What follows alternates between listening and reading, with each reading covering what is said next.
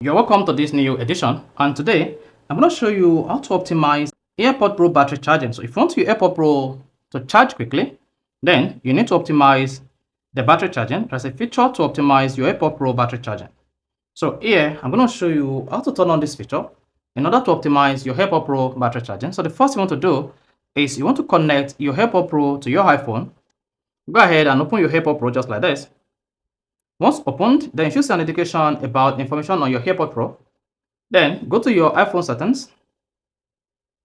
If you have not connected your AirPods Pro to your iPhone, you first need to connect your AirPods to your iPhone. To do this, you can just click on the Bluetooth icon, turn on your Bluetooth, and then make sure you connect to your AirPods Pro under the Bluetooth.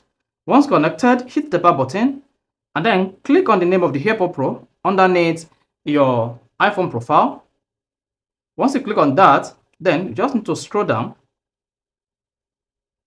and then toggle on optimized battery charging.